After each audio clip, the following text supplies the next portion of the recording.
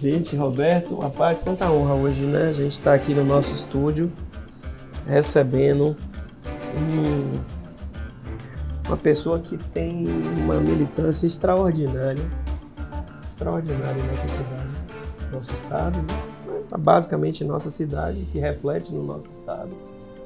Uma pessoa de um trabalho extraordinário, um movimento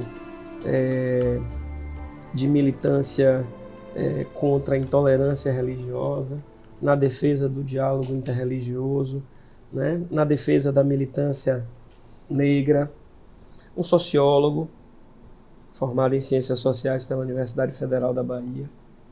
É uma pessoa que tem uma contribuição à nossa sociedade e eu acho que, acima de tudo, um moderado, um homem de diálogo. Isso, ele é um homem que constrói mesas, né? Isso. E a gente tem o prazer hoje de receber alguém que trabalha com um olhar sobre os direitos humanos, né? Que é a base de tudo, né? O que é que os direitos humanos trouxe para nós? Trouxe a possibilidade de nos ver como cidadão, como pessoas, como iguais, né? E essa luta é uma luta permanente. Essa luta permanente, e a história dele, né, a história dele demonstra que ele construiu uma trajetória de responsabilidade com a palavra, responsabilidade com o outro, com o ouvir, mas nunca deixou de colocar a sua voz em defesa dos que precisam. De forma muito firme. Dos negros, da comunidade LGBTQ e a mais, da questão das matrizes religiosas africanas, do diálogo interreligioso. Do diálogo interreligioso. Ele está em todas as mesas, em todos os momentos que precisam que o diálogo aconteça. Uhum. É uma satisfação ter você conosco, Ailton Ferreira. Eu tenho a satisfação de dizer que você é uma pessoa que a gente tem um grande carinho, uma grande consideração, acesso, um bom diálogo, até uma amizade construída ao longo de anos. Muitos anos. Lastreados em confiança e diálogo, né? Obrigado, Marcelo. Obrigado, Roberto. Você não lembra, outro dia a gente conversou sobre isso. Fizemos um encontro de embaixadores africanos e ele foi cabeça de polo e ajudou a construir pauta, inclusive jornalística, né, de cobertura.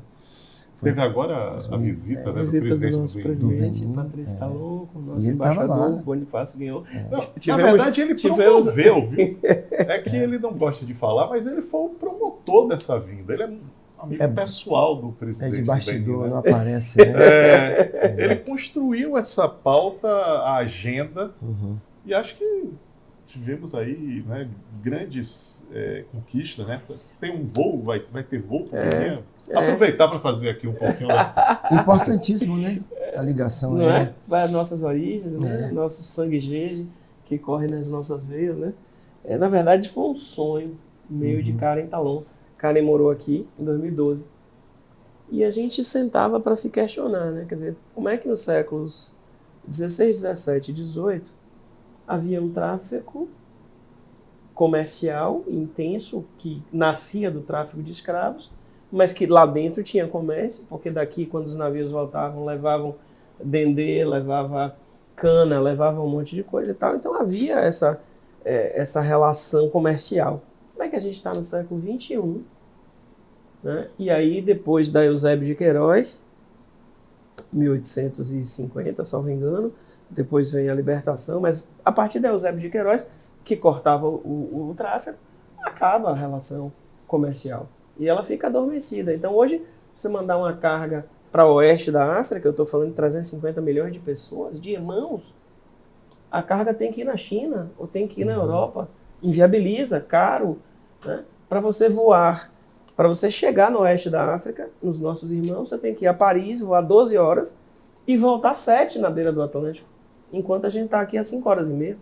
Então, a gente corta entre o nordeste do Brasil, e principalmente a Bahia, e o oeste da África, uma relação. Então, o sonho era esse, vamos restabelecer isso. E aí, por uma coincidência da vida, o pai dela vira presidente da República, trabalha o país para que a entrada de todos os afrodescendentes para a África seja pelo Benin, não pela África do Sul.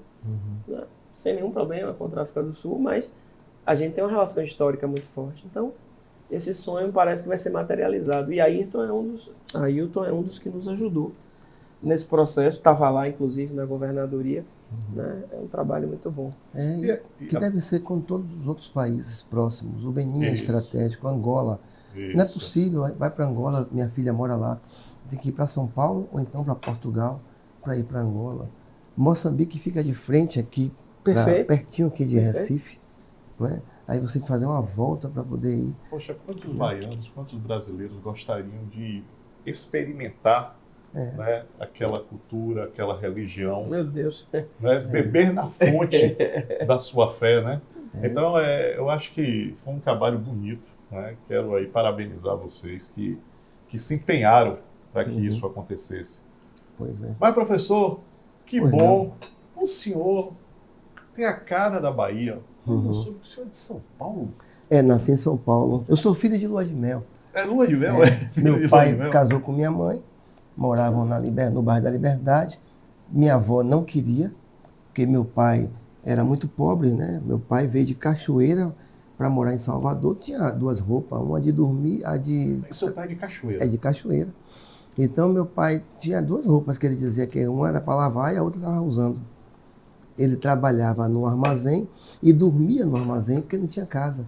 O dono flexibilizou para ele de noite. Qual é o nome do seu pai? Dormir. Albertino. Albertino Francisco Ferreira. Ele nasceu, na verdade, ali em Buritiba. E foi criado em Cachoeira. Recôncavo mesmo. Então minha avó não queria conta. Quem que quer pegar sua filha para dar para um sujeito pobre, leado, analfabeto, né? E de candomblé. Então, minha avó não queria. Mas a tia de minha mãe ajudou no casamento, Maria de São Pedro, que tem um restaurante no Mercado Modelo. Aí ela é minha tia. Ela fez o casamento na raça. Minha avó teve que engolir. Ela pagou tudo. Minha mãe casou na Conceição da Praia.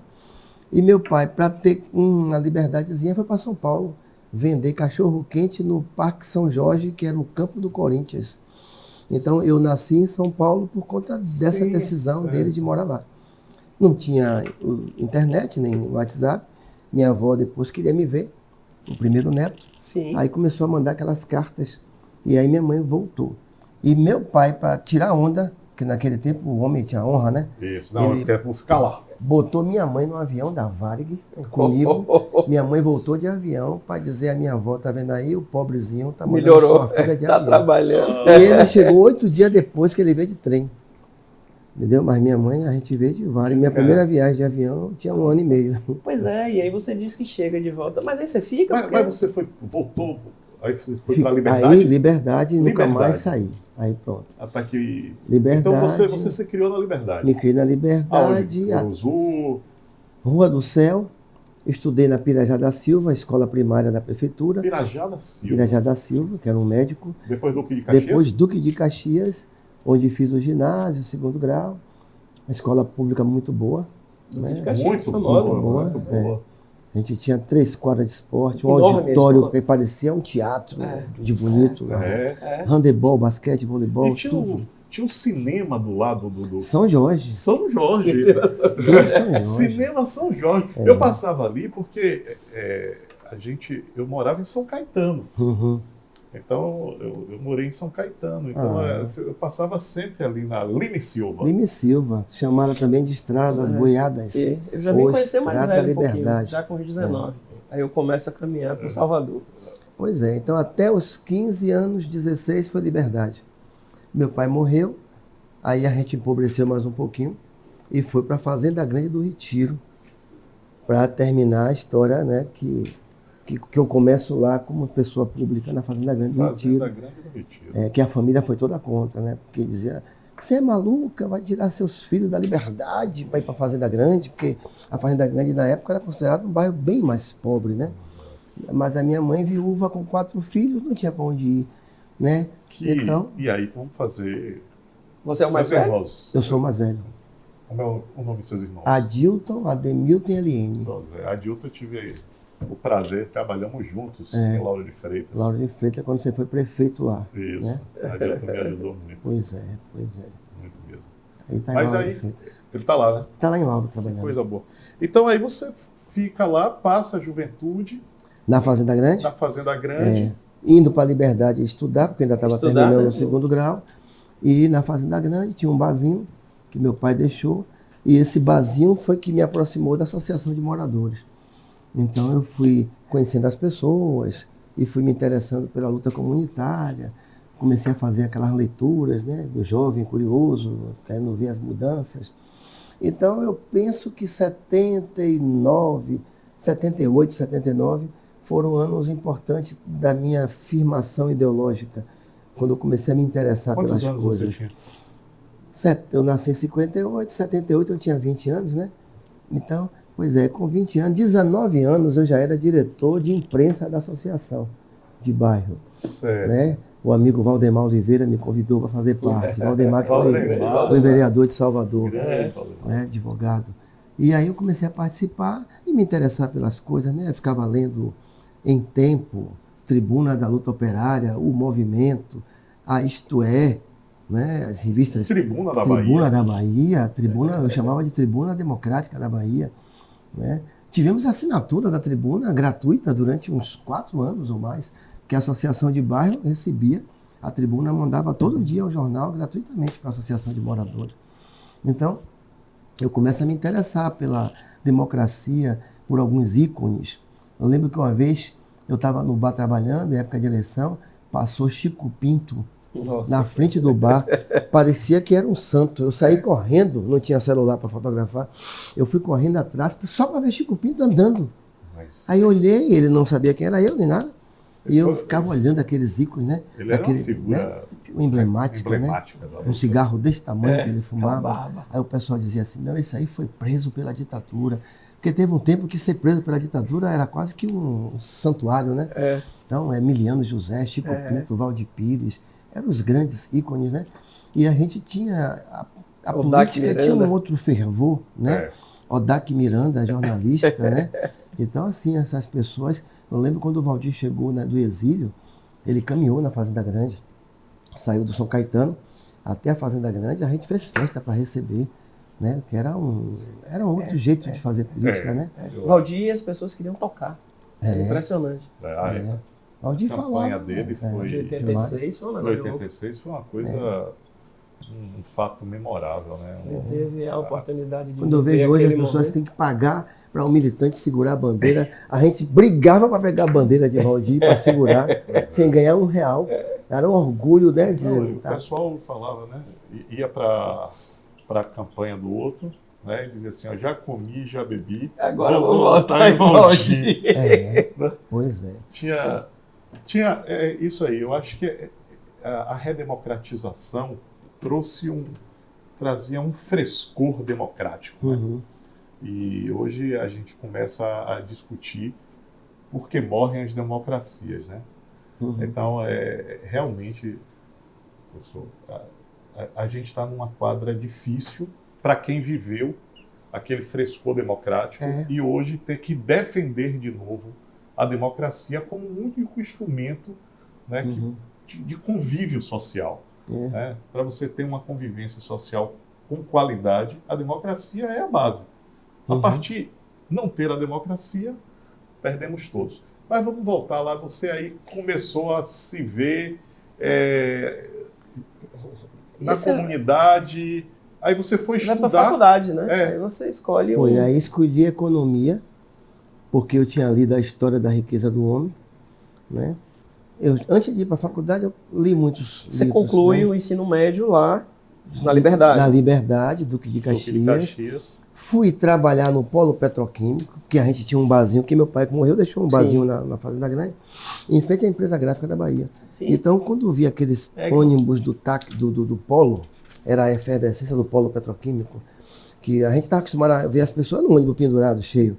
Quando eu vi aqueles ônibus bonitos, bacana, Santa Maria, Maragogipe, não sei o quê, eu digo, meu Deus do céu, como é que faz? A pessoa dizia, não, aí é o pessoal do polo.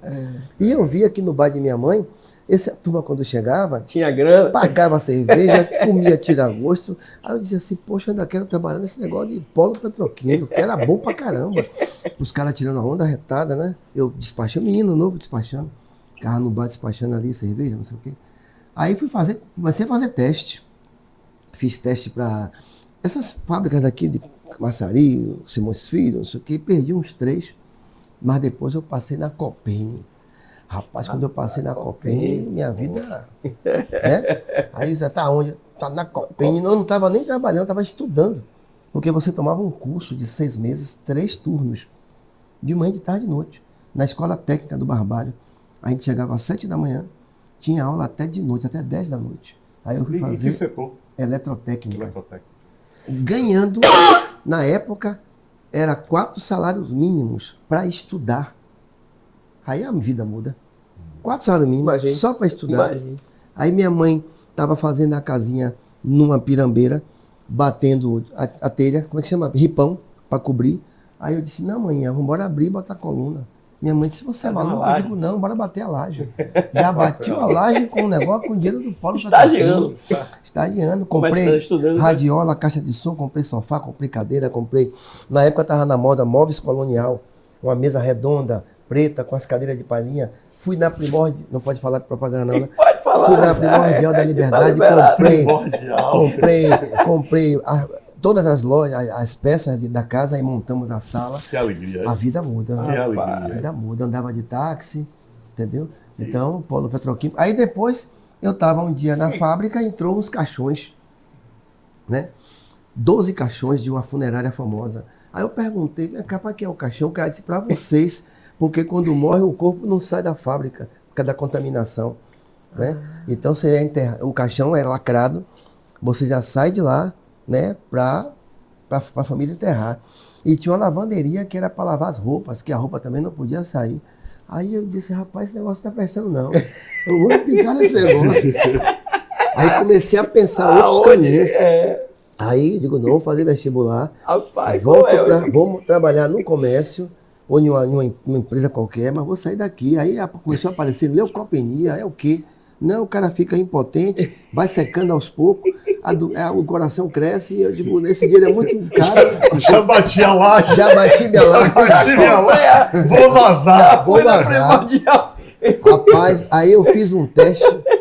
Eu tinha um amigo meu da Coelba, ele disse, faça um teste de datilografia, não sei o que, aquelas perguntas básicas, né? Como eu lia muito, né? E eu olhei para essa máquina agora e me emocionei, porque era meu sonho, era ter uma máquina de escrever, que meu pai não tinha para dar, né? Aí eu sentei lá na SG, Quem aí fez curso de datilografia sabe. Passei na Coelba para ser escriturário 1. Aí fui para entrar aí, fui me chamar para fazer exame médico, não sei o que, no comércio, edifício Cidade de Ilhéus, 10º andar. Passei na Coelba como escriturário. Era tipo assim, eu ganhava, na época, 4.500 no polo, com alimentação, transporte, plano de saúde. Fui para a Coelba ganhar 365, sem nada disso, pegando ônibus comum, aquele buzu velho, né, cheio. Aí o cara ligou para o meu, que seria meu chefe, fez assim, fulano, eu tô com um maluco aqui, que ganhava 4.000 e pouco e tá querendo ganhar 300, você quer ele aí? Aí eu fui trabalhar no setor de conservação de bens, né, que cuida de sabonete, papel toalha, as mesas, consertar as máquinas, da Coelba, que era a manutenção do escritório. A Coelba não tinha um centro, eram vários prédios no comércio, e quebrava uma máquina dessa, você tinha que ir lá, pegar, botar outra e levar essa para a oficina. Eu fazia isso. Então, com 3 meses, eu já estava substituindo uns 3. Menino novo, inteligente, curioso, querendo crescer. Querendo aí, mostrar serviço. Aí fiz vestibular para economia, passei. Aí, como meu nome é Ailton, eu não fui o primeiro nem o segundo, eu fui o terceiro, mas por ordem alfabética. O bairro entendeu que eu fui o terceiro colocado. Aí, seu filho de Dona Zulmira passou em terceiro lugar em economia. Rapaz, foi uma agonia, o bairro cheio, o nego bebeu pra caramba. Disseram que eu tinha passado em terceiro lugar no vestibular. Eu não passei em terceiro, é porque o Ailton me deu essa colocação. Mas acho também que naquela época, você ter passado, você furou uma bolha. Com certeza. Não é? Porque assim, você só tinha a Universidade Federal da Bahia. E Católica. E a Trabuco, que é a escola de administração. Que era paga. Era cara. A Católica, a Trabuco era muito cara. Muito cara. A Católica você ainda... Então assim, a classe média alta, todas passavam na Universidade Federal da Bahia. Né? A Católica é para você estudar à noite. Pois é, eu acho que você furou uma bolha ali. Eu me lembro quando eu passei, era 38 pessoas para uma vaga. Aí você Deixa eu passa fazer em uma pergunta. economia. Quantas pessoas negras tinham? Ah, na minha sala? Ah, na minha sala tinha 3 ou 4. Tinha Silvio Humberto, que é vereador, Silvio Humberto? na Católica, em 1980. Eu, Silvio Humberto, mais um colega do Alto do Peru e tinha mais um. Tinha uns 4 colegas na Católica à noite fazendo economia. Mas na Ciências Católica. econômicas, na Católica. E na UFBA? Não. Sei lá, eu nem sei, mas devia ser quase zero, né? Economia na UFBA nos anos 80, pouca gente. Pouca gente. Aí você forma em economia. Aí não formei. Quando chegou no 8º semestre para formar, eu me apaixono pela sociologia, largo tudo, vou fazer federal. Porque eu trabalhava e estudava, né? Então, nesse período eu continuei trabalhando, Na Coelba. saí da Coelba, Ah, briguei com o diretor, fui reivindicar aumento de salário. Depois ficou meu amigo. Porque quando eu trabalhei na Coelba, Embaçaí era o presidente, né? Esse menino, Antônio Rodrigues da Silva, filho, que era prefeito de Mutuípe, Antônio Rodrigues. deputado. Foi deputado. Ele era deputado. diretor administrativo, não é? Então, tinha uma turma que depois virou parlamentar. Aleluia! Aleluia era diretor Uma de grande turma engenharia. que saiu da Coelba. Aleluia Costa, que depois foi para chefe, depois foi deputada federal. federal. Né? E aí eu fui conversar com o doutor Antônio Antônio Rodrigues. Rodrigues. Meu chefe disse que não podia fazer nada, aí eu fui lá e disse, doutor, eu estou fazendo faculdade, eu ganho como escriturário 1, eu ganho muito pouco para ajudar minha mãe, que é viúva, tal. Ele aí disse que não podia fazer nada, eu insisti na conversa, ele foi um pouco mais, como é que eu diria, um pouco mais duro, Rude. né? E aí eu insisti, ele disse, me respeite, você está conversando com o diretor da empresa. Aí eu disse, tudo bem, doutor, mas o senhor está conversando também com um funcionário da empresa que vem aqui lhe pedir uma ajuda. Saí, com 2 dias eu fui demitido, né? Aí fui demitido da Coelba, já tinha lá uns 3 anos. Aí fui correr atrás, aí parece que eu trabalhei na Caraíba, mas aqui dentro, na cidade, setor de compras. E depois eu fui para o SEAG, que hoje é o Sebrae, como estagiário. Só que no Sebrae eu conheci muita coisa, aprendi muita coisa, e com pouco tempo eu fui contratado como técnico. Sem ter nível superior, eu já trabalhava com a equipe de técnicos. E a maioria era sociólogos. E tinha um programa de desenvolvimento sustentado da região de Irecê, aquela cidade toda de Irecê, São Gabriel, Canarana, né? Presidente, esqueci o nome agora, tinha um também chamado, tinham 9 cidades. E era a época que tinha muito barbeiro, né? E aí eu me envolvi muito com o trabalho social. A área de feijão, né? Era de feijão. Aí eu mudei, eu digo, não, vou fazer sociologia. Aí larguei todo mundo, disse, você é maluco? Como é que você está no curso de economia e larga o curso? Eu disse, não, vou mudar. Quando o cara está novo, cara, né? Aí fui fazer sociologia e virei sociólogo na UFBA. E depois fui me interessando, aí fui fazer pós-graduação, políticas públicas. Eu sempre tive essa vontade política, né? De atuar politicamente. Pensava em ser vereador.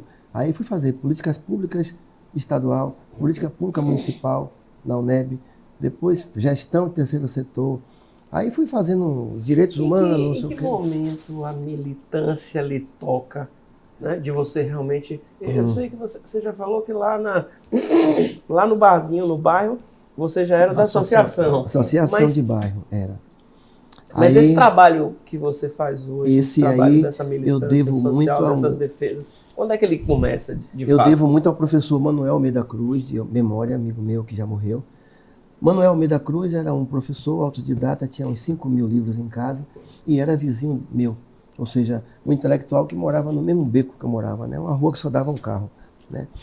E ele todo dia falava, rapaz, porque eu era um cara de esquerda, eu discutia a pobreza e a riqueza. Eu não via a questão racial. Eu não entendia porque o bairro só tinha negro, porque no ônibus só tinha negro. Eu achava que era somente pobre. E aí Manuel dizia assim, rapaz, a sociedade é racista. Seus amigos de esquerda, todos moram bem. Aí eu comecei a pensar, porque eu ia para as reuniões dos grupos, Campo Grande, Politeama, não sei o quê. Quando acabava a reunião, eu voltava no ônibus solitário. E os meus líderes todos moravam no Rio Vermelho, Pituba, Federação. Assim, um pobrezinho morava em Nazaré. Você não percebia essa... Não percebia. Não Manuel percebia que me essa mostrou. Manuel dizia sempre, olha como você chega em casa, porque eu saía da faculdade, aí sempre tinha aquelas reuniões de militância, de campanha, não sei o que, eu ia. E na volta, eu voltava só. Ele dizia, você não tem carona, porque ninguém mora do lado de cá. Eu fui começando a entender que mesmo os líderes socialistas de esquerda com altas teses importantes, ninguém morava. Não seria só uma coincidência. Ninguém morava perto. Na periferia. Na periferia. Eu não encontrava com eles na feira. Mas naquele momento você já discutia a questão racial? Comecei aí. A Emanuel me ensinou sobre Abdias Nascimento. Eu comecei a ler, eu era afiliado ao Comitê Conjunto, que tinha como liderança Domingos Leonelli, Marighella, Schmidt, Luiz Humberto. Então era um comitê que era um comitê de esquerda, no Politeama. Habitava dentro do MDB, mas habitava no MDB, exatamente. Era chamada de como vocês soltam... Uma célula. Uma célula, mas que era uma dissidência pacífica, não era um rompimento absoluto, né? Tinha uma turma do MR8 também. Tinha uma turma do MR8. Né? Vou me lembrar o nome do líder do MR8 nessa época. Mas vamos lá, não quero lhe interromper não. Tinha Nelson Babalaô, Nelson Santana, né? Que era do MR8, tinha Rita Brito, professora Rita Brito. Então, ele começou a me dar livros. Aí eu fui ler Abdias Nascimento, depois eu fui lendo Milton Santos, geógrafo baiano. Depois eu fui lendo Franz Fanon, psiquiatra, que falava do enlouquecimento, das doenças mentais. E aí eu comecei a perceber que, além da pobreza geral, tinha um dado específico. Negros eram mais pobres, negros moravam na favela, negros moravam perto do bairro que eu morava, ou no mesmo lugar. Aí você vai começando a entender que tem uma pobreza que também é negra, que a estruturação do Brasil racial fez com que essa pobreza fosse majoritariamente negra. Você está dando uma aula do que é racismo estrutural, né? Sim. Por aí. Que você percebe isso nessa sua caminhada. Posto de saúde cheio, os ônibus lotados, e ninguém se toca, porque é natural que isso aconteça. Está vivendo ali, nasceu ali. Aí eu o pai nasceu ali, a mãe nasceu ali. É normal, faz parte da vida. E aí você levou essa voz dentro desse grupo? Começou a chamar a atenção? Eu chamei a atenção no artigo que eu escrevi, na Tribuna da Bahia. Teve um encontro aqui, Desmond Tutu teve aqui no Pelourinho para visitar Salvador, e os militantes negros estavam disputando coordenação do evento. Né? Os líderes, Bujão, Zulu Araújo, Gilberto Leal, disputando o controle. Sim. E os deputados brancos de esquerda, que são parceiros, né, estavam disputando também. E aí estava Marcelo Cordeiro, etc., brigando pelo controle. Domingos Leonelli, que é um amigo que eu gosto muito, tenho um carinho por ele e sei que ele também tem por mim. Domingos Leonelli escreveu um artigo intitulado Aprendizado em Preto e Branco, dizendo que era um absurdo, como é que os negros não reconheciam que as lideranças brancas eram parceiras e que estavam disputando o controle da vinda de um ícone aqui na Bahia e tal, já que eles sempre defenderam a questão da igualdade racial. Aí eu fiz um artigo com um contraponto, aprendizado em branco e preto, e a Tribuna botou no mesmo pedaço, ora um deputado e um Zé, ninguém, né? Que não era nada, não era parlamentar, não era nada. A Tribuna botou no mesmo espaço. Essa é a Tribuna da Bahia. Que nos orgulha. Essa é a história. Eu escrevi muito. Seu artigo está aqui, viu? Com certeza. Depois a gente tem até que resgatar esse artigo, né? Eu tenho muitos artigos aqui na Tribuna. Quando Ulisses morreu, escrevi um artigo muito bonito. Sim, e como é que finalizou essa Aí, questão? Eu me afastei do comitê e me filiei ao PDT, que foi o primeiro partido a colocar no Estatuto a questão racial. Sim. E não só isso, o PDT, além de estar no Estatuto, o PDT possibilitou a criação de espaço de militância negra, criou um núcleo. O PDT tinha Abdias Nascimento, que foi deputado, senador, secretário de Estado, em 91, com Brizola. O PDT tinha Juruna, que era um indígena, sim, que era ridicularizado, mas que era um indígena, deputado federal. Tinha mulheres. O PDT teve a primeira mulher negra secretária de Estado, Edialeda Salgado, foi secretária de Saúde do Rio de Janeiro. O PDT teve Alceu Colares, que foi governador 2 vezes do Rio Grande do Sul. O PDT teve Albuíno Azeredo, governador do Espírito Santo. Ou seja, 2 estados que não são negros, Espírito Santo e Rio Grande do Sul, teve governador negro. Nós tínhamos deputado negro. Aí, se a gente cabe aqui lembrar, o Carlos Alberto de Oliveira, que criou a lei de combate ao racismo, né, transformando o racismo em crime imprescritível e inafiançável, a Lei CAO, Carlos Alberto de Oliveira, baiano, do PDT do Rio de Janeiro. Aí eu fui vendo que o PDT tinha muito mais a ver com a questão racial. Aí aqui teve um ano que vovô foi candidato pelo PDT, Lino de Almeida foi candidato pelo PDT, Alfredo Mangueira foi candidato pelo PDT, Ivan Carvalho foi candidato pelo PDT, Wilson Santos. Aí eu digo assim, é o partido que reúne negros com candidaturas, etc, etc. Aí eu fui pegando afeição ao PDT e entrei no PDT de Brizola, participei da Juventude Socialista, fui para encontros no Rio de Janeiro, São Paulo, Brasília, com essa bandeira do PDT e me afastei um pouco dessa militância que eu tinha mais aproximação num dado período, que ajudou a me formar, né? E fui entendendo a questão racial. Então, Mas aí começa, é porque nesse momento você já passa a ter um pluripartidarismo no Brasil. Né? Porque antes você só tinha Arena e MDB, e dentro do MDB habitavam todas essas correntes. As correntes. E aí, quando a gente, que vem essa abertura democrática, que a gente tem os partidos começam a se definir, e aí mais na frente nasce o PT também. Né? O movimento o MDB era um movimento democrático. Era que habitava tudo que era a oposição. Todas as tendências populares de Elkson Soares, Chico Pinto, os chamados moderados que defendiam a via da eleição, como esse menino Emiliano José, Marcelo Cordeiro, Domingo Leonelli, Roberto Santos, estava tudo misturado. Como também os revolucionários, estava todo mundo lá. O MR8 estava dentro do MDB. Então, mas aí eu fiquei no PDT até um tempo, acho que até Lídice foi prefeita em 90. Aí Lídice dizia que eu tinha me apaixonado pelo socialismo moreno, defendido pelo antropólogo Darcy Ribeiro. Realmente o PDT deu grandes contribuições ao Brasil. Brizola deu grandes contribuições ao Brasil, ao Rio de Janeiro. Sim. E Darcy Ribeiro deu grandes contribuições. Também. Né? A ideia de colégio integral. Os CIEGs, né? CIEPs foram os primeiros. Né? As escolas da depois periferia. Depois virou CAIC já com o Colo, né? Parece. Então, CIEPs e depois acho que Brizola, Darcy deram grandes contribuições para a política nacional. Eu penso que Brizola, inclusive, anteviu a crise que hoje nós temos com o Estado paralelo do tráfico. Porque Brizola teve a capacidade, no dado momento, de dialogar com as lideranças, e o pessoal dizia que Brizola ia entregar o Rio para os traficantes. Quer dizer, eu acho que aquele diálogo daquela época foi, assim, pioneiro.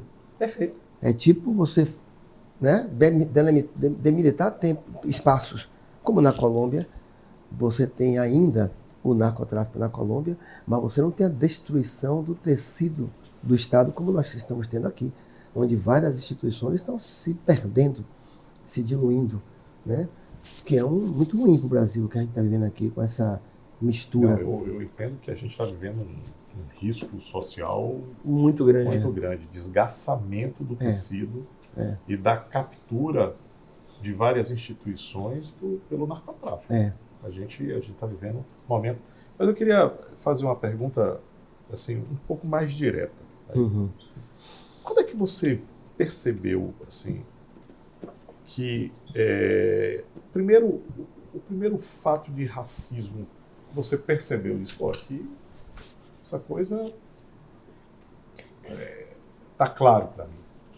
Quando é que você vivenciou e viu e ali marcou a sua trajetória? No ponto de vista partidário, é quando você começa a disputar o microfone e as mesas diretivas. Porque enquanto você é ampliação, é o cara que cola cartaz, picha muro. Eu era bom de pichar muro. Eu abria um letreiro correndo da polícia rapidamente. Isso é ótimo. Você faz isso, é beleza. Segurar a faixa é beleza.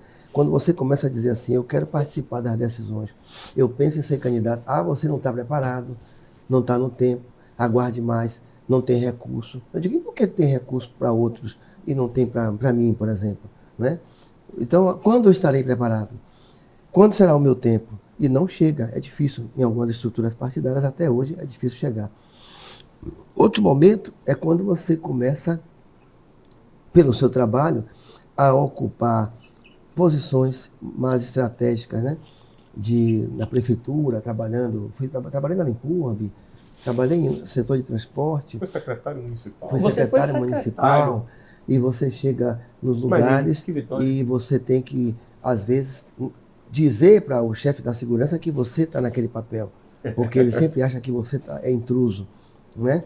É quando você está no carro, por exemplo, como secretário do município, você sabe que você foi gestor público e prefeito, secretários não tem carro com a marca, é um carro comum, ou preto ou cinza, né? E aí você está no carro e na hora que vai passar, o policial para e eu digo, eu sou secretário, e o cara diz, então o senhor liga para um carro com adesivo vindo buscar. Aí eu digo assim, mas não precisa de um carro com adesivo, o meu carro é esse aqui, né? E você tem uma carteirinha, né, dizendo que a autoridade policial deve facilitar a sua vida, não prejudicar. Tipo, secretário, se tem um tiroteio, a polícia tem que pegar você e botar num prédio e lhe proteger. Nem que seja em qualquer lugar, empurrar você para lá e tirar você da confusão. Aí o cara me botava na confusão, porque eu ficava um tempão me identificando. Uma vez eu estava no Garcia, ali perto da Sacramentina, com minha mulher, minhas 2 filhas, o filho mais velho não estava, e aí a gente estava indo para o camarote. É engraçado. O cara parou, eu levantei, me identifiquei, aí o cara disse, tem que mandar um carro com adesivo, para aquele emblema, né? Para o senhor passar. Como eu estava ali, já no circuito, vai andando mesmo, né? A gente que não liga para isso. Aí eu saí do carro, fui andando, tirando minha ondinha, até o camarote. Quando você chega no Teatro Castro Alves, estavam os carros todos ali, que eram iguais. O município sempre aluga igual, né? Sabe, os carros ali parados. Aí os motoristas gritaram, porque o meu motorista, o Osto, tinha uma cabeça grande e o apelido dele era Cabeça. Aí o pessoal perguntou, secretário, cadê Cabeça? Eu disse, Cabeça ficou lá, não pode passar não. Não, pode passar sim, vou ligar para ele. E eu segui para o camarote. Cheguei no camarote, uns 10 minutos, daqui a pouco Cabeça chega. Aí ele fez, não, foi tranquilo, passei. Aí eu fico imaginando, eu dentro do carro, atrapalho mais do que ajudo. Porque um motorista num carro bonito, sozinho, ele vai mostrar o crachá e vai dizer, vou pegar o homem, o chefe. Aí o homem... Ele no carro não sabe quem é. Agora, eu dentro do carro, dizendo que eu sou o homem, sou o chefe, o cara olha assim, o cara olha para mim e diz, se você é o chefe, eu sou o papa. Né? Daí, negão, procura ideia, quer me enganar, eu sou abestalhado. Então, isso aconteceu várias vezes. Eu ir para a audiência e dizer... Isso é muito doloroso. Isso Agora, eu dói. consegui passear isso de boa. Eu sei que dói, falo sobre, mas eu não procuro botar para dentro, senão eu fico doente. Não, né? Assim, mas acho que isso tem que ficar um alerta grande, né? Para que as pessoas comecem a entender e... Isso é crime também. Né? A gente tem que entender que isso é crime. Uma vez eu fui na defensoria e aí eu disse, não, porque quem? Eu audiência com fulano de tal. Aí a moça disse, não, tá aqui. Ele já chegou? Aí eu digo, sou eu. Entendeu? Ele já chegou? Sou eu. Isso várias vezes. Uma vez, estava indo para o camarote, aí sai, geralmente assim, o prefeito dá entrevista e quando ele sai, os secretários todos vão atrás. Em todos os governos, todos os partidos é assim. Aí eu vou também. Oxente, o cara botou o bração assim. Aí João Henrique fez assim, epa, aí é do secretário. Se o João Henrique não falasse, eu ficava lá de fora, porque o cara acha que não é.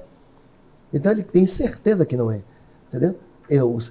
Não diria nem que é uma perversidade pessoal, não é que ele não goste de mim, não. É porque ele diz assim, bem, ali são os secretários, o que esse cara está fazendo aqui? É o puxa-saco, está querendo dar currículo, está procurando emprego, chato. É o cara chato, ele bota logo o braço. Porque na cabeça dele, eu não faço parte... Aquele perfil não é o perfil do secretário. Lavagem do Bonfim, meu companheiro, é um terror. Lavagem do Bonfim. Lavagem do Bonfim, sai as baianas, governador, bombam, aí vai a comitiva. É cada murro que você toma, é cada cotovelada nas costelas que você toma, meu irmão. Eu vou você aqui não pode estar aqui no cortejo, não. Outra que sofre muito, Olívia Santana. Só falta, tem que morrer para você estar junto do chefe, porque o pessoal acha que você não faz parte. Isso acontece, ainda acontece. E o que eu digo aqui, o racismo, porque assim, quando você dá um soco numa pessoa, machuca, fica a marca. O racismo é na alma. A marca só você que sabe. Não dá para todo mundo ver. Então tem muitos episódios assim de... Uma vez eu estava no 7 de setembro, né? Estou conversando aqui com o cônsul e com o senador. 7 de setembro é paletó e gravata, que é de manhã cedo no Campo Grande, da Vitória para cá. Autoridades ali, né? O nome está na lista, Palanque, você chega, sobe, beleza, o cerimonial ele conhece. Estou lá em cima, lá, tirando minha onda de paletó e gravata. 7 de setembro. Quando acaba, era Wagner e João Henrique. Os dois dando entrevista. Como eu não ia dar entrevista nenhuma, eu vou cada um correndo para seu carro, né? Todo mundo faz, os carros já ficam no estratégico. Quando eu vou descendo, aí vem um soldado. Aí botou a mão. Aí eu disse o que foi que houve. Ele aí não dizia nada para mim. Ele olha para um cara de paisagem. Eu disse, meu amigo, eu estava aqui, eu não estou querendo subir, eu estou querendo descer. Eu estou querendo sair. Eu estava ali com as autoridades, estou querendo sair. Eu sou secretário do município. Ele aí chamou um outro, que eu entendia que era um superior. Aí o outro veio, me ouviu, eu falei a mesma coisa. Aí chamou o terceiro. Aí o terceiro veio, me ouviu, eu falei a mesma coisa. Aí ele pegou e disse, acompanhei ele até o carro. Aí o policial veio e me acompanhou até o carro do Exército. Me acompanhou até o carro. Aí você não entende o que é que ele fez, o que é que eu fiz, o que aconteceu ali. Porque eu fui parado. Eu descendo de um palanque onde tinha acabado de acontecer um desfile oficial. Se eu fosse um estranho, eu não estaria lá. De paletó e gravata. De paletó e gravata, descendo. Né? Outro episódio, esse foi meu carro pessoal. Eu gosto de carro preto. Acho que a melhor cor de carro é preto. Eu estava com um carro preto e parei para falar com um amigo na Fazenda Grande do Retiro. Que eu vou lá, toda semana eu vou lá. Todo domingo eu vou para missa. Eu moro na Vila Laura, mas todo domingo eu estou lá. Sábado eu vou comprar tempero, porque eu não posso perder o meu laço com a comunidade periférica. Nem sendo candidato, nem nada, mas eu faço questão de ir. Muito bem. As pessoas perguntam por minha mãe. Aí eu digo, tá bem, graças a Deus. Que idade ela tem? Vai fazer 90. Dê lembrança a ela. O cara que entrega o gás, como eu falei, a rua, o carro não vai. Então o cara que desce com gás. Aí, cadê minha mãe? Eu digo, tá bem. Diga a ela que foi fulano do gás. Isso não tem preço, eu acho isso massa. Né? Aí eu paro o carro e fui falar com Dinho, filho de Careca do material de construção. Quando eu saio de Dinho, que veio para meu carro, estava tendo uma blitz. Tinha um ônibus parado e meu carro parado. Quando eu cheguei perto do carro, o policial fez assim, se afaste do carro, do veículo. Eu disse, o carro é meu, não lhe perguntei nada. Aí eu disse, meu amigo, o carro é meu, não lhe perguntei nada. Cara pra parede. Tinha uma igreja, aquela adventista do sétimo dia. Eu botei a cara na parede e fiquei ali. Aí pediu a chave, abriu o carro, abriu as duas malas, abriu coisa, não revistou. Na hora de revistar, me chamou, acho que é uma medida, né?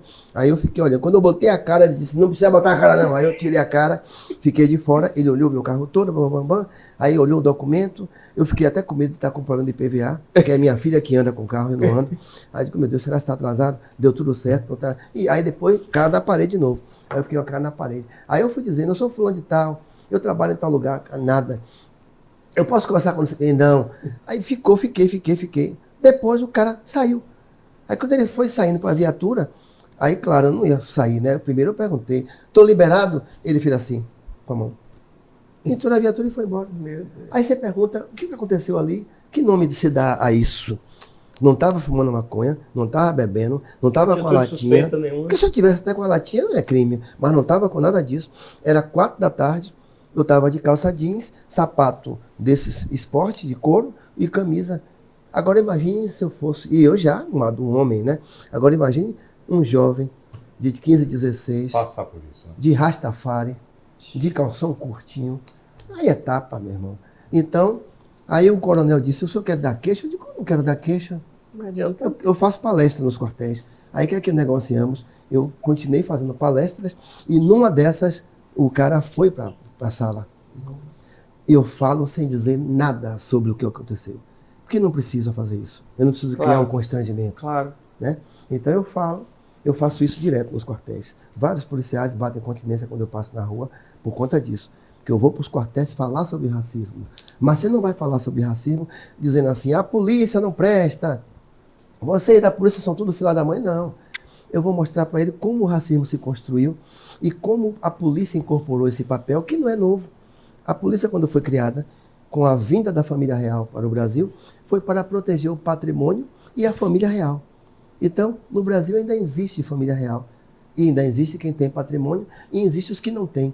A polícia tem a lógica de que quem não tem nada é provável suspeito. Porque quem tem não vai mexer em nada. Então, como quem não tem nada, historicamente, são as pessoas negras, ele cumpre o papel de segurar, de afastar que negros e negras se aproximem do que é patrimônio, do que é um bem. Um prédio bonito, um carro bonito, uma loja bonita, é algo que pode estar correndo perigo com a minha presença. Então ele cumpre uma missão histórica. Não é que o policial não goste de mim, eu faço desse princípio. É porque a estrutura foi feita dessa forma para proteger o patrimônio, e como ele olha para mim, ele me vê como ameaça, e eu pareço muitas das vezes com ele, e ele sabe o bairro que ele mora, entendeu? Ele sabe quem são os presos, e nós sabemos quem são os suspeitos. Então o policial age mais ou menos assim. Esse cara aí está no lugar errado. É como você está num prédio de luxo e alguém pergunta o que você está fazendo ali.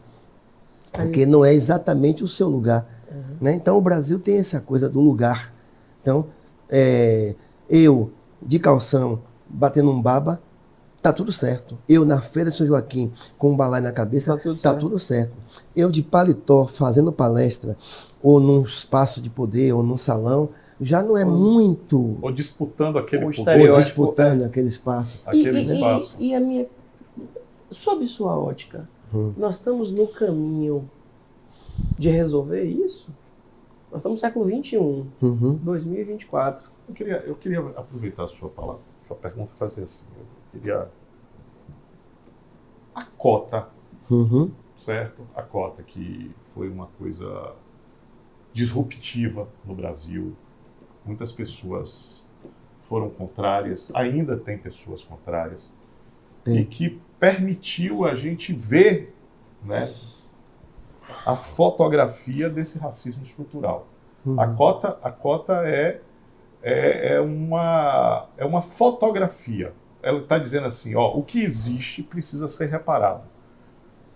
Como é que é a cota, o que a cota transformou durante esses anos? A universidade pública brasileira, você tinha menos de 2% de estudantes negros e negras. Imagina. Hoje, nós já temos bem mais de 10%. As cotas mudaram o perfil e a cor e a natureza da universidade. Com isso, muda também a epistemologia, os estudos novos, os novos casos de mestrado, de doutorado, as novas teses. Porque antes, uma parte do Brasil não fazia parte do ambiente universitário. Ela sempre foi uma universidade eurocêntrica, portuguesa, europeia. Então, com a entrada de pessoas negras e também indígenas, a universidade se elastece, se abre. E se abre para negros, indígenas e para brancos pobres também. Porque toda vez que você democratiza a universidade para negros, os brancos que não são negros, mas que são pobres, também entram. Perfeito. Então, elastece a democracia universitária. Os que vêm da escola pública. Então, quando você me pergunta sobre se está melhorando, como é que eu vejo, está melhorando. Agora é tipo assim, é como se fosse aquela gripe que, se você não estiver atento, tem uma recaída. Então, por exemplo, nos últimos anos, né, de Brasil, tivemos uma recaída. Esses temas que já estavam tranquilos, salário igual para mulheres, quilombolas, políticas para povos tradicionais, indígenas, ribeirinhos, pescadores, marisqueiras, direitos para as pessoas. Nos últimos anos, houve uma recaída, onde você teve que explicar tudo de novo. Então, quando um líder maior da nação diz que quilombola se mede em arroba, aí você tem que explicar tudo de novo que não é isso. Quando um líder maior de uma nação diz que mulher tem que ganhar menos, aí você tem que voltar a explicar tudo isso. Então, a gente teve essa recaída, que a gente tem que dizer agora quase tudo de novo. Dizer que democracia, que cotas, que não é privilégio, que é uma correção de rumos. O Brasil, o que a negritude quer? O Brasil foi um país onde o time dos pretos tinha 7 jogadores e o time dos brancos tinha os 11, treinados e alimentados. O de cá, 7 sem treino e sem nada. E ainda jogando num campo enladeirado, onde o time dos pretos está embaixo. Tem que subir a ladeira para fazer gol, dar um trabalho retado. O que a gente quer? Botar o campo plano, bola redonda para todo mundo com 11 de um lado, 11 do outro, todos os 2 times treinados, alimentados e com atendimento à saúde, etc. Aí você vai ver qual é o time melhor. Se você não dá as condições de saída, você não pode cobrar as condições de chegada. Então, é igualar, não é revanche. Porque muita gente fala assim, porque agora é tudo para preto, não sei o quê. Não, o que Dom Helder Câmara, patrono dos direitos humanos no Brasil, católico, nos ensina é o seguinte: Nada de quem foi escravizado no passado querer ser senhor de escravo do presente ou do futuro. Não temos que ter escravos, nem de uma cor nem de outra. Então, uma sociedade com correção de rumos, Igualdade. com equidade, entendeu? Então, quando eu falo de equidade, é porque igualdade é tratar igualzinho. Equidade é você entender que há uma desvantagem. A Então, diferença, já. Muniz é muito alto, né? Grandão, 2 metros. Ele vai assistir o jogo em cima desse banquinho aqui baixinho. E ele vê o campo todo. O outro, que é bem baixinho, pode ser eu ou Marcelo, bem baixinho, 1,5 m, a gente vai precisar de um tamborete maior, senão você não vê o campo. Se eu der um tamborete igual para todo mundo, ele que já é grandão vai ver o campo bem e a gente vai ficar dando trabalho da porra para ver. Vai ver Então, nada. a desigualdade, a justiça é tratar de forma desigual na proporção das desigualdades históricas que os grupos humanos sofreram durante um tempo. Correto. Então, se você está com muita fome e ele está com pouca fome, ele come todo dia, tem pão, tem queijo, tem suco, você não tem, eu vou lhe dar mais pão. Ainda vou pedir a ele uma focinha para lhe ajudar, porque você não está nem aguentando comer, porque a glicose baixou tanto que você precisa de um ânimo. Aí eu vou dizer, Muniz, segura ele aí, bicho, bora botar aqui o suco, porque ele não está nem aguentando. Ele vai dizer, mas eu também estou com fome. Eu digo, sim, velho, mas você comeu ontem, você comeu anteontem, você comeu a semana toda, teve suco. Esse aqui não teve nada. Então a gente vai ajudar ele a comer. Quando ele estiver mais ou menos durinho, a gente aí solta. Agora tem hora que a situação está tão ruim que o cara não tem nem condições de se alimentar. Então por isso que quando você fala de discriminação positiva, é tratar de forma desigual na proporção das desigualdades. Porque se você trata, assim, diz que nem as mães tratam os filhos igualmente. Quando você tem um filho doente, gripado, você dá mais atenção a ele. Se tiver só uma maçã, é porque está todo cheio de catarro em casa, espirrando. O outro que está bom jogando bola, ele come pão mesmo, tá bom? Mas o doentinho, você dá o mel, você acorda de meia da noite para ver se ele está com febre. Então, numa sociedade que tem pessoas que tiveram todo o apoio do Estado, né? E outro grupo que não foi nem permitido estudar, que a escola no Brasil era proibida para pessoas que tinham hanseníase, que na época chamava de lepra, e pessoas negras. Então, os negros só entraram na escola depois. Então, não dá para você cobrar. Eu vou lhe dar um Porsche e vou dar para ele um Fiesta e vou dizer, chegue junto. Não vai chegar junto. Né? Então, eu tenho que dizer a você... As elites brasileiras precisam conhecer isso. Não é isso? Infelizmente, as elites brasileiras Não, eu sofri não enxergam esse na... lado, quando não conhecem essa tese. Quando eu fui prefeito, e você sabe disso, e que a gente fez um trabalho social, eu tive secretários negros, fui a favor da cota, né? Isso, naquele momento, trouxe médicos cubanos. Foi. Médicos cubanos, para tratar das pessoas pobres. Dos primeiros. Depois virou uma confusão, mas eu fui dos primeiros do Brasil para tratar da comunidade de Tinga, de Portão, de Areia Branca. Então, assim, eu entendo isso. E entendo a cota é importante. Agora, entendo que a gente precisa investir muito na educação. Eu acho que a educação é, sem sombra de dúvida, a libertação real. Então, tudo que você fala, a gente precisa ter do outro lado pessoas que estejam sensibilizadas e só a educação vai permitir isso. E aí eu queria falar um pouco sobre o Instituto Reparação, né? É o sonho da realidade. O que é o Instituto Reparação? Quando eu deixei de ser secretário da Reparação, alguns amigos me procuraram, basicamente 2, né? Para dizer que a gente precisava segurar essa marca para transformar numa entidade, numa instituição. Em princípio, eu era contra, porque eu conheço muita gente que tem ONG para ganhar dinheiro. O cara cria uma ONG para cuidar de menino, não cuida de menino nenhum, troca de carro, fica bem de vida e os meninos continuam pobres. Aí eu dizia, rapaz, esse negócio de ONG é negócio de picareta, é o cara que não trabalha e fica fazendo projetos para ganhar dinheiro público e privado. Mas aí eu fui convencido que era importante ter essa instituição. Aí criamos, em 2016, o Instituto Reparação, fomos caminhando, em 18 registramos, tem CNPJ, né? E aí temos uma sede no Centro Histórico, ali na Praça da Sé, do lado da ABI, em frente à Congregação Mariana, tem a Cruz Caída, ali fica o Instituto. Aí temos reconhecimento de utilidade pública do município, temos reconhecimento do Estado, utilidade pública, participamos do Conselho Estadual de Direitos Humanos, Conselho Estadual de Igualdade Racial, eleitos com voto, e do Conselho Municipal da Prefeitura também de Igualdade Racial. E participamos de um fórum de lideranças de países de língua portuguesa. Brasil, Angola, Portugal, né? E outros países africanos, né? Cabo Verde, né? E fazemos cursos. A gente trabalha principalmente com formação de liderança. A gente dá curso para camelô, ambulante, baiana de acarajé, jovens negros, cursos preparando os jovens para a universidade. Então a gente funciona de segunda a sexta. Ontem, no feriado, tivemos uma reunião lá, temos uma diretoria eleita e temos um conselho, né, de mais ou menos umas 50 pessoas. Dessas 50, mais umas 30 contribuem. Estabelecemos um valor para poder manter, porque tem que pagar o aluguel, água e luz. Okay. Então a gente tem um grupo de pessoas que contribuem mensalmente. Uns dão 100, outros dão 50, outros não, né?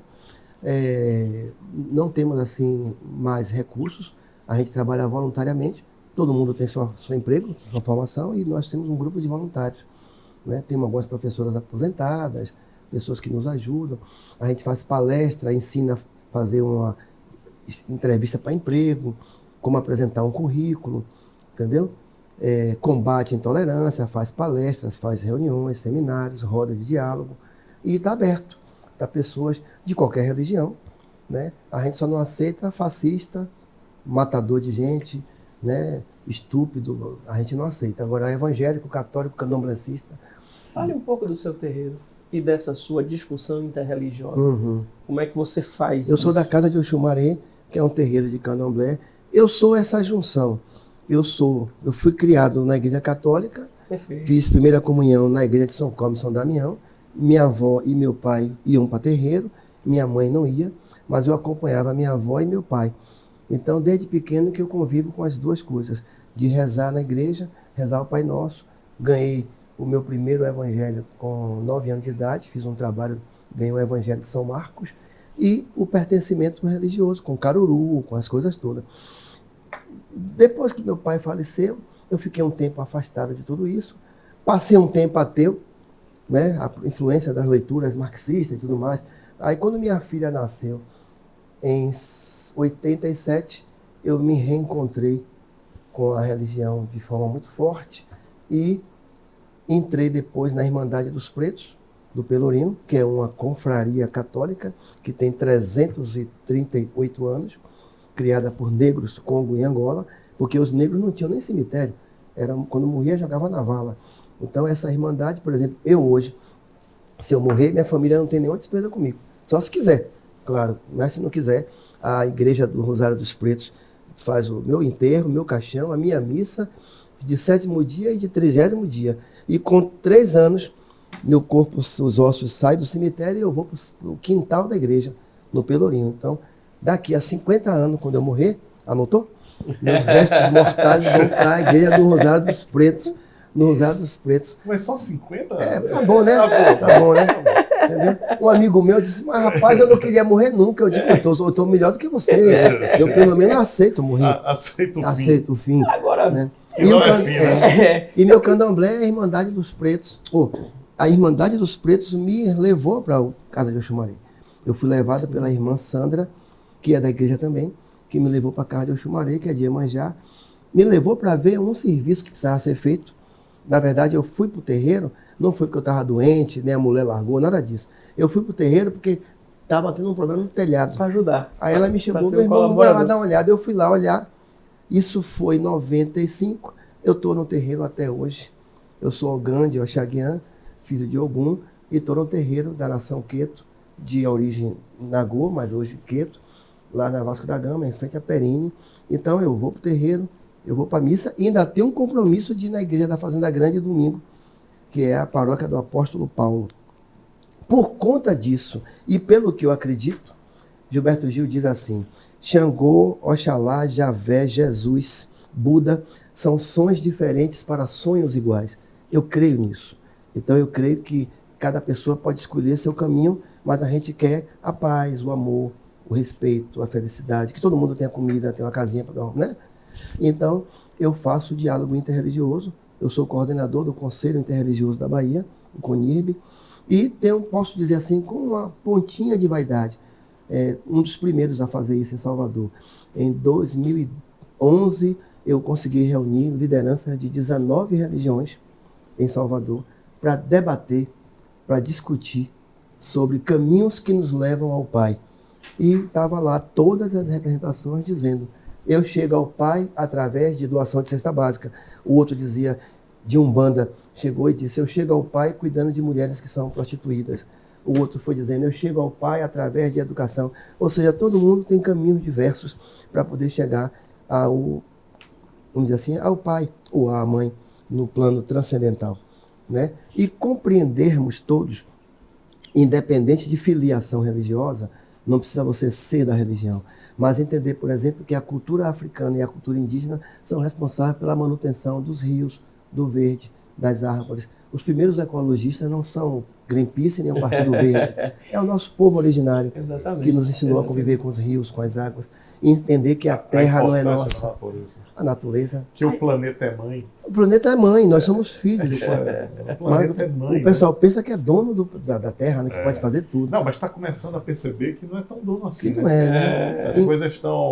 às vezes de forma trágica, né? Ensinando de forma trágica. De forma trágica. A gente praticamente encerrou a primeira etapa, a gente entra num bate-bola, que é o direto ao ponto, e depois você encerra dando uma mensagem que você deixa aí nesse primeiro momento da sua trajetória. Mas, para botar um pouquinho de pimenta na nossa conversa, eu queria lhe perguntar por que aquela polêmica toda aconteceu no ano passado com relação à posição do candidato Assemineto, quando ele fala da sua postura enquanto pardo e tal.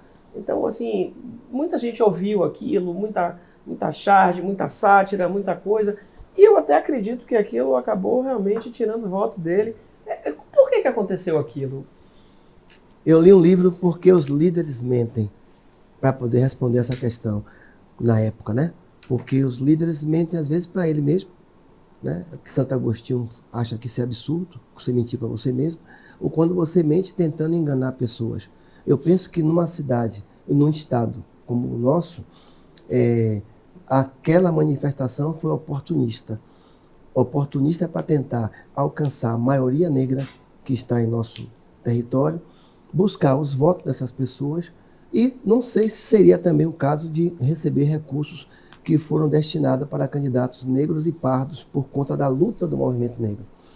Mas o fato é que a pessoa em questão, o ex-deputado e ex-prefeito, o ACM, ele nunca teve uma filiação negra, parda. A família dele nunca teve essa pauta. Ele nunca pautou, né? O avô até se relacionava com os terreiros, com os arfoxés, mas sempre na relação de eu mando, vocês obedecem. Isso foi durante a história da Bahia, né? Dos 40 anos que ele teve à frente. Então eu considerei que foi um oportunismo que foi ruim para ele. Porque é difícil dizer para algumas pessoas, por exemplo, eu hoje não posso fazer um discurso empresarial defendendo a livre iniciativa ou fazer um discurso que eu vou reunir os banqueiros da Bahia, porque nenhum banqueiro vai acreditar no que eu estou dizendo, porque eu passei a vida toda fazendo outra coisa. Então eu não teria essa legitimidade. Então faltou legitimidade na fala dele. Ele nunca teve um histórico, uma vinculação. Tem até pessoas não negras que não reivindicam ser pardas ou negras, mas que têm uma história voltada para isso. Darcy Ribeiro não era preto, sempre teve uma história com os povos indígenas, com os povos negros.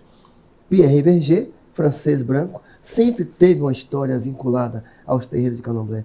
No nosso caso do personagem ACM, ele nunca teve nada disso, então me soou estranho. É como se hoje eu fosse fazer um discurso voltado para a Febraban. Os banqueiros vão dizer, esse cara tá ficando maluco, né? O cara vem do movimento popular, de comunidade, associação de moradores, como movimento negro. E ele agora está defendendo os bancos, os banqueiros vão dizer assim, vamos ter cuidado com esse rapaz. Então, eu acho que também nesse caso cabe a comparação.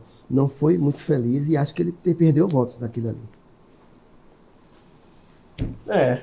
Tá aberto o nosso programa, quem sabe vamos trazer aqui o Assemineto, né? Para a gente bater um papo e ele dar a versão dele também, né? O que é salutar. Mas enfim, direto ao ponto, né, Alberto? Vamos. Chegamos ao... São respostas Reta final. curtas. Uhum. Respostas curtas, né?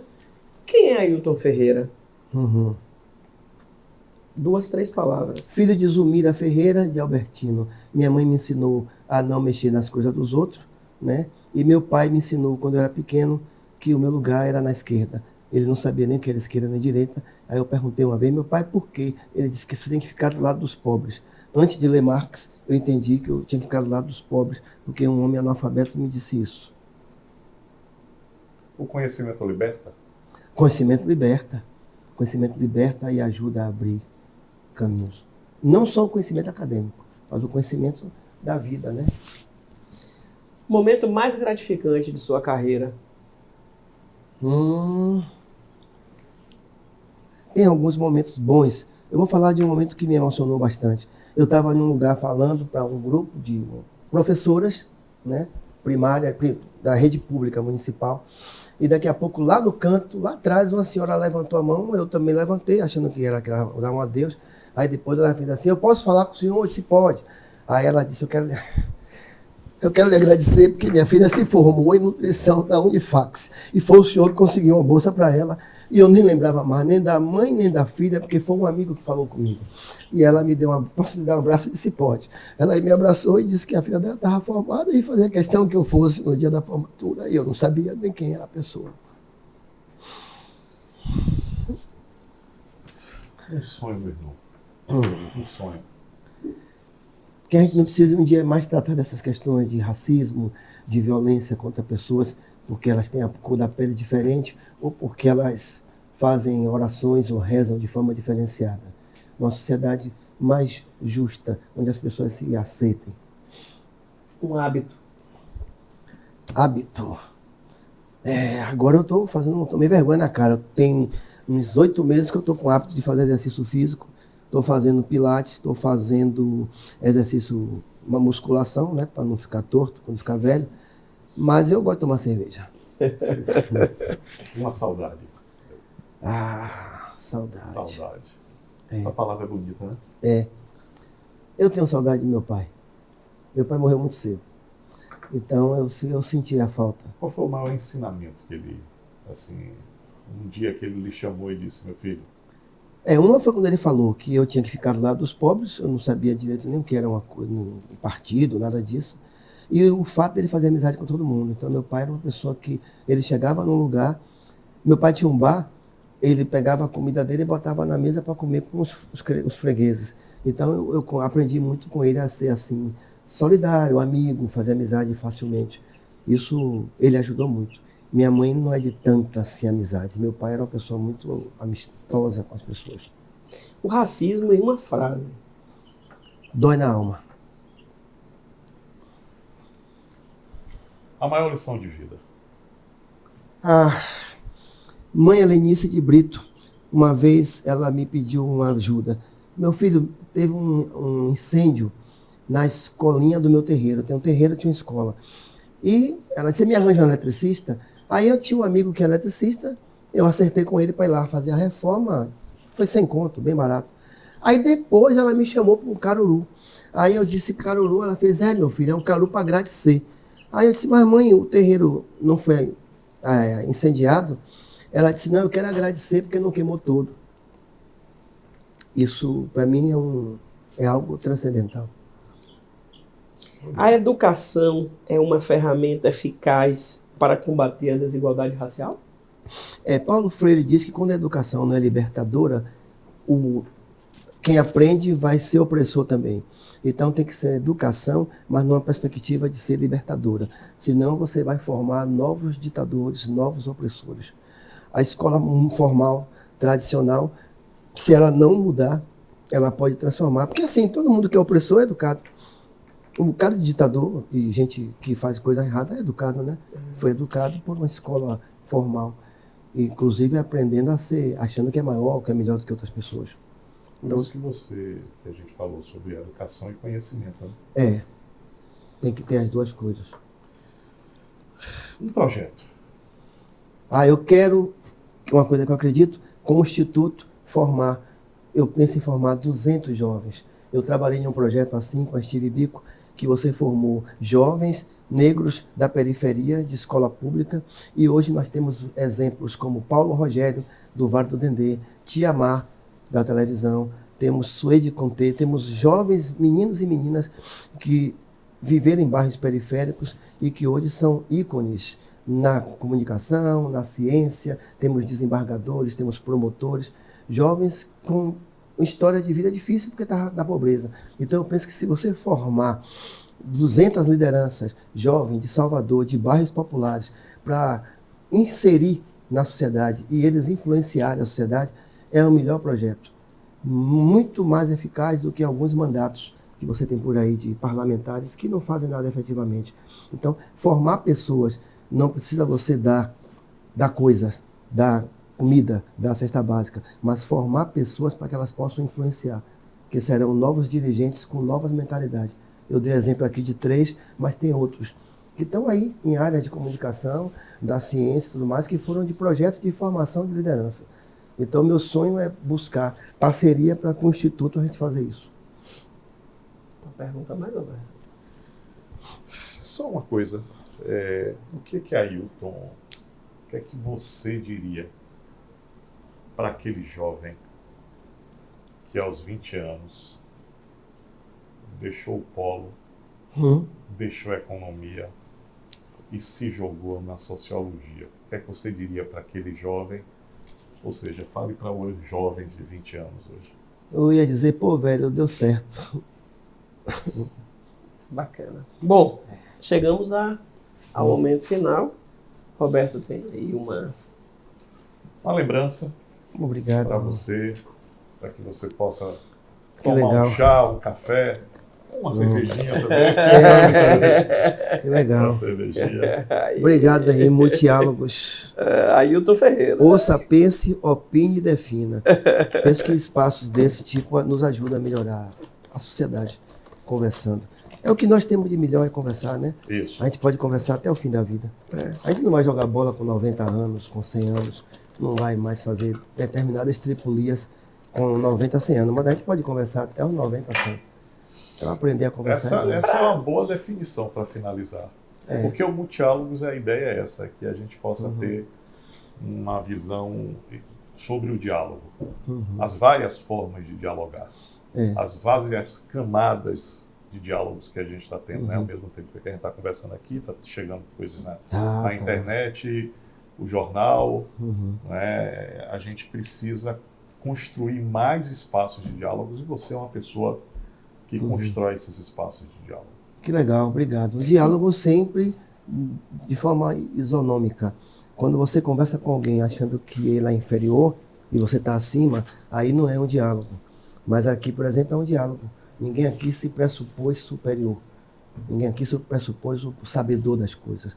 É que tem gente que dialoga achando que o Mas outro... aqui o professor é você. Ailton, para a gente encerrar, essa história de superação é incrível, né? Aquele menino preto, pobre, lá da periferia da Liberdade, que depois vai para um bairro ainda mais pobre, né? Me fugiu agora, né?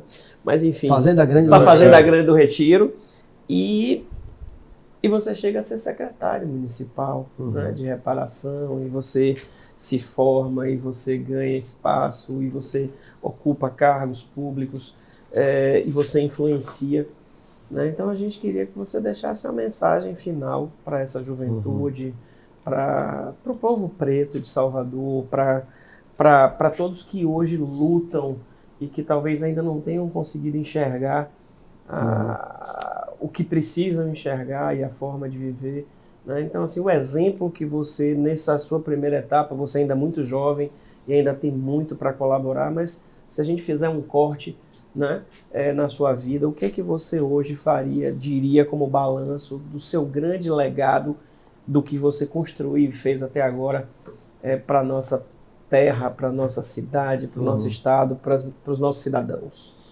Você falou me dirigindo principalmente para os jovens periféricos, negros e pobres, né?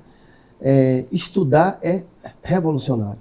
Numa sociedade em desequilíbrio, numa sociedade onde tem alguns que têm mais e outros que têm menos, os que têm menos, estudando, já é um bom sinal. Não ser arrogante, não ser prepotente e ter humildade, né?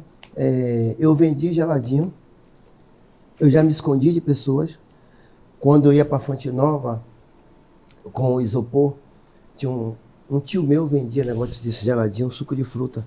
E aí a gente pegava a caixa do isopor, você conta ali o geladinho, bota no ombro. Empedrado no primeiro momento, quando o sol quente bate, começa a escorregar a água. Se tiver um furinho, vai molhando as costas, aquele frio vai descendo. E você vai passando com a caixa de isopor. Quando eu via uma colega do Duque, ou aquela menina que você está querendo paquerar, né? Não tem isso, da juventude? Isso. Aí eu puxava a caixa e botava na frente, com vergonha dela me ver. Depois eu fui perdendo a vergonha, sabe por quê? Porque isso era domingo, dia de jogo. Na segunda, eu estava com o dinheiro do misto. E o sonho naquele tempo era pedir um misto com Coca-Cola. E eu podia pedir o misto com Coca-Cola porque no domingo eu estava vendendo o negócio do geladinho. Então, é difícil. O racismo é um entrave. As dificuldades são entraves. Mas aí é tipo o goleiro e o gol. E quem chuta. Então, assim, o jovem ele tem que pensar na perspectiva de que eu vou fazer o gol. Tem dia que dá vontade de desistir. Eu lembro de estar em ponto de ônibus, aí aquela barraquinha que você passa a chuva, fecha. Aí você fica com o caderno e a água batendo, esperando o ônibus passar. Tem hora que dá vontade assim, meu Deus, o senhor me largou, porque você quer chegar em casa e o ônibus não passa. Não pode desistir. Sempre vai ter goleiro para segurar a bola. E a gente tem que fazer o gol. Tem que escolher o canto para fazer o gol. Então tem que ter um objetivo forte, não desistir, estudar, ter a humildade de ouvir as pessoas e não ser arrogante nem prepotente. Não cabe a ninguém a arrogância e a prepotência. E tem que insistir. Né? Ah, mas o goleiro é forte pra caramba. Eu digo, ele vai vacilar uma hora e minha bola vai entrar. Foi mais ou menos assim. Né? Ter dia que você está no ônibus com o dinheiro, a moeda, e não estou contando papo, não, aconteceu. E a moeda cai. E o ônibus, quem anda de ônibus sabe, tem uns frisozinhos. E a moeda caiu dentro do frisozinho e foi pro chão. Aí você faz, cobrador, só tem isso aqui. Aí o cara olha para você e diz assim, ele acha que você está mentindo. Você quer tomar um picolé com outro dinheiro? Mentira, não tem mesmo, caiu mesmo. E você conversar com o cara, aí ele fala assim, pule aí. Aí você pula o torniquete, respira fundo, que pulou o torniquete, e pronto. E chegar em casa, tem uma janta no forno que a mãe deixava para você comer. Tinha dia que eu pensava assim, come, toma banho e vai dormir, porque tem que acordar cedo. Né? Então tem momentos que empurram a gente para a desistência, mas a gente não pode desistir. Nós não temos o direito de desistir. E depois que alcançar os espaços de poder, não esquecer da luta. Na minha entrada na minha casa, eu tenho um quadro que eu mandei fazer, com a frase que eu fiz em 2007. Eu acho que encerro com ela. A nossa missão, enquanto homens e mulheres, negros e pobres, não termina quando a gente alcança a universidade ou qualquer espaço de poder. Nós temos que sempre entrar e abrir a porta e deixar a porta para que outros entrem. Senão não adianta. Então eu acho que a tarefa é histórica. Entrar, você pode ser ministro, o que for, mas sempre pense que tem que abrir a porta, porque tem um bocado de menino que tem sua história, que precisa entrar também. A gente não pode entrar e dizer, agora eu estou de boa, quem quiser que lute, não. A gente tem que ajudar os outros a trazer. Isso nos ajuda a continuar, entender de onde viemos e para onde vamos. Né? É isso. Muito bem.